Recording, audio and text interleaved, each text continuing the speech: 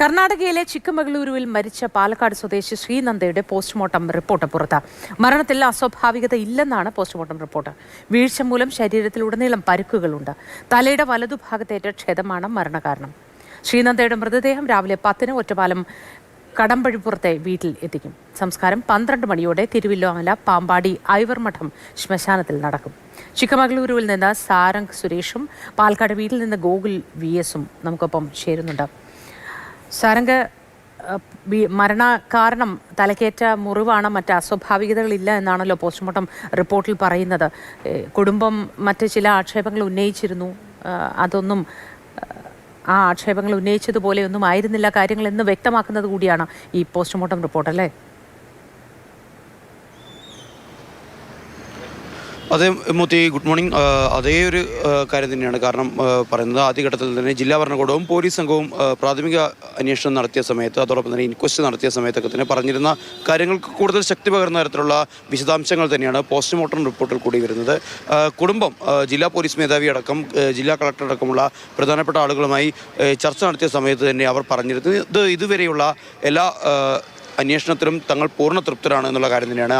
അവരും കാത്തിരുന്നത് postmortem report, അക്ഷമരായി കാത്തിരുന്നത് പോസ്റ്റ്മോർട്ടം റിപ്പോർട്ടിനും ഫോറൻസിക് റിപ്പോർട്ടിനുമാണ്. ഇപ്പോൾ പോസ്റ്റ്മോർട്ടം റിപ്പോർട്ട് വരുന്ന സമയത്ത് യാതൊരു തരത്തിലുള്ള അസ്വാഭാവികതയും കണ്ടെത്താൻ സാധിച്ചിട്ടില്ല എന്നുള്ള നിർണായക വിവരങ്ങൾ തന്നെയാണ് പുറത്തു വരുന്നത്. തലയിലേറ്റ ക്ഷതം അത് മുകളിൽ നിന്ന് താഴേക്ക് വീഴുന്ന സമയത്ത് സംഭവിച്ചതാണ്. അതോടൊപ്പം തന്നെ ശരീരത്തിൽ ഉണ്ടായിട്ടുള്ള പല മുറിവുകളും മുകളിൽ നിന്ന് താഴേക്ക് വീഴുന്ന സമയത്ത് ഉണ്ടായിട്ടുള്ളതാണ്. വസ്ത്രത്തിലുണ്ടായിട്ടുള്ള കീറലുകളടക്കം പല വൃക്ഷങ്ങളിലും അതോടൊപ്പം തന്നെ ചെടികളിലും തട്ടിയുണ്ടായതാണ് എന്നുള്ള കാര്യത്തിലടക്കം കൂടുതൽ വ്യക്തത വരുന്നു. എന്തായാലും അത് ഒരു സ്വാഭാവിക അല്ലെങ്കിൽ സാധാരണ രീതിയിലുണ്ടായ ഒരു അപകട മരണമാണ് എന്നുള്ള കാര്യത്തിന് കൂടുതൽ വ്യക്തത വരുന്ന വിശദാംശങ്ങൾ തന്നെയാണ് ഒടുവിൽ വരുന്നത്. കുടുംബത്തിൻ്റെ ഭാഗത്ത് നിന്ന് കുട്ടി ഉണ്ടായിരുന്ന സ്ഥലത്ത് നിന്ന് ഒരല്പം മാറിയാണ് മൃതദേഹം കണ്ടെത്തിയത് എന്നടക്കമുള്ള കാര്യങ്ങൾ ചൂണ്ടിക്കാണിച്ചായിരുന്നു കുടുംബത്തിൻ്റെ ഭാഗത്തു നിന്ന് ദുരൂഹത ആരോപിച്ചിരുന്നത്. അതൊരു പക്ഷേ ഈ വ്യൂ പോയിന്റിൽ നിന്ന് താഴേക്ക് വീഴുന്ന സമയത്ത് പാറപ്പുറത്തിടിച്ച് മൃതദേഹം ഏതെങ്കിലും ഒരു വശത്തേക്ക് മാറിയിരിക്കാം എന്നുള്ളൊരു സാധ്യത തന്നെയാണ് ആദ്യഘട്ടത്തിൽ തന്നെ അവിടെ എത്തി പരിശോധന നടത്തിയ ഫോറൻസിക് സംഘമടക്കം ആവർത്തിച്ച് പറഞ്ഞിരുന്നത്. അത് കൂടുതൽ അത്തരം വാദങ്ങൾക്ക് കൂടുതൽ ശക്തി പകരുന്ന ഒരു പോസ്റ്റ്മോർട്ടം റിപ്പോർട്ട് തന്നെയാണ് വരുന്നത്. എന്തായാലും അസ്വാഭാവികതയൊന്നുമില്ല. പക്ഷേ കുടുംബം നൽകിയ പരാതി വനം പോലെയുള്ളൊരു ഭാഗത്തേക്കൊക്കെ നിറയെ മരങ്ങളൊക്കെ നിൽക്കുന്ന ഒരു ഭാഗത്തേക്ക് പോകുന്നത് പോലെ ചില ദൃശ്യങ്ങളൊക്കെ സമൂഹ മാധ്യമത്തിലടക്കം പ്രചരിക്കുന്നുണ്ട്. അങ്ങനെയെങ്കിൽ ഈ കുട്ടികൾ മാത്രമായി, ശ്രീനന്ദ മാത്രമായി ആ സംഘത്തിൽ നിന്നും മാറിയോ, ആ സമയത്താണോ അപകടം നടന്നത് എന്നൊക്കെ ആലോചിച്ചു പോവുകയാണ്.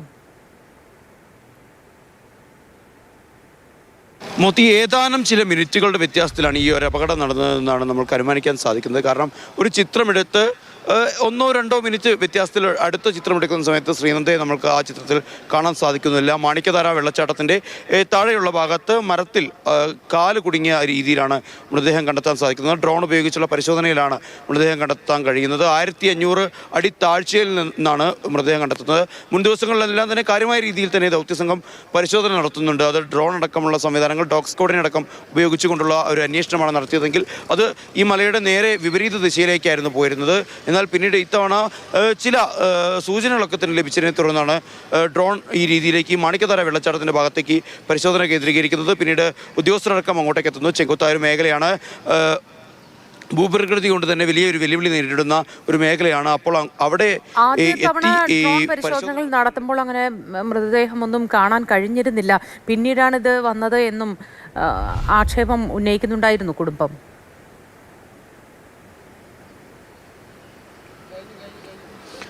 മോത്തി, കുടുംബം ഉന്നയിച്ചിരുന്ന ദുരൂഹതകൾ അല്ലെങ്കിൽ അത്തരത്തിലുള്ള ഒരു ദുരൂഹ സാഹചര്യത്തിലാണ് ഈ മരണം നടന്നത് എന്നടക്കമുള്ള കാര്യത്തിൽ ഇപ്പോൾ ഒരു വ്യക്തത വരുന്നത് തന്നെ നമുക്ക് പറയാൻ കഴിയുന്നു. കാരണം ശാസ്ത്രീയമായ തെളിവുകളുടെ അടിസ്ഥാനത്തിൽ തന്നെയാണ് പോസ്റ്റ്മോർട്ടം നടക്കുന്നത്.